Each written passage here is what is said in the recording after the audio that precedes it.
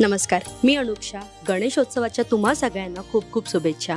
आज मी आले अभिनेत्री काजल काटे कदम आणि प्रतीक कदम यांच्या घरी. कसे आहात तुम्ही दोघं? एकदम मस्त. तू कशी आहेस? मी मस्त. बाप्पा आलाय, 1.5 दिवसांचा बाप्पा आहे बरोबर. आल्या क्षणी मला इतकं प्रसन्न वाटलं ना घरात. जी सगळी बाप्पाची तुम्ही सेवा करता, काय सांगाल त्याबद्दल?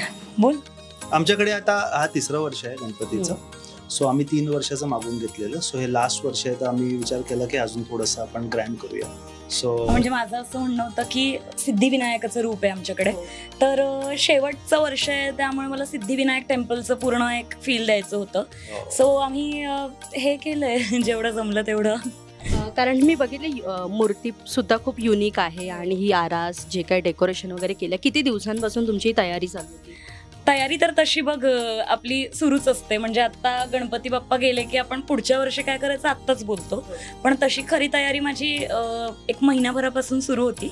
पण मला पावसामुळे वगैरे जाताच आलं नाही आणि मध्ये माझे प्रयोग होते, पण त्यातून थोडा वेळ वगैरे काढून जाऊन शॉपिंग वगैरे सगळं करून आणि मग एका दिवसात हे सगळं केलंय.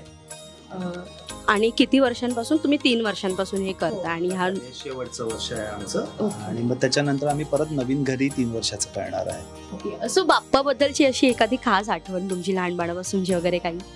माझ्या आजोळत म्हणजे माझ्या आईच्या आईकडे तिथे गौरी गणपती असतात, तर लहानपणापासून मी तिथेच जायचे आधी. आणि मला खूप असं वाटायचं की आपल्याकडे पण कधीतरी बाप्पा यावेत, पण असं म्हणतात ना एकाच घरात नाही आणू शकत आपण. तर मग मला असं होतं की नाही, मला काहीतरी करायचं आहे छान बाप्पांसाठी. आणि लग्नानंतर ते घडलं आणि आता आमच्या घरी बाप्पा येतात म्हणून मला हे सगळं करायला मिळतं. कारण का मी खूप एक्सायटेड असते सगळं असं छान सजवायला वगैरे, मला खूप आवडतं. आणि ऑफकोर्स बाप्पावर एक वेगळंच प्रेम आहे, त्यामुळे मला लहानपणीचं ते आठवतं की मी आजीकडे जायचे आणि आता स्वतःच्या घरात येते, तर मला खूप आनंद होतोय. तुम्ही? सेम, माझ्या आजीकडे लहानपणीपासून मी जायचो गणपतीला, ते आताही जातो. ती बोरिवलीलाच राहते, तर मग न चुकता आम्ही दरवर्षी तिकडे जातो. पण या वेळेला लास्ट 3 वर्षापासून आमच्याकडे गणपती आहे म्हणून तेवढा वेळ देता येत नाही. बट जेव्हा पण वेळ मिळाला, रात्री गेलो, कधी एकदम अर्ली मॉर्निंग गेलो जातो.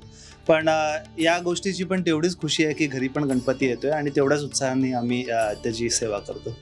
आणि 1.5 दिवस तुमच्याकडे बाप्पा येतो, त्यानंतर गेल्यानंतर वगैरे तुम्ही असं कोणाकडे नातेवाईकांकडे किंवा आपल्या इंडस्ट्रीतले काही फ्रेंड्स वगैरे?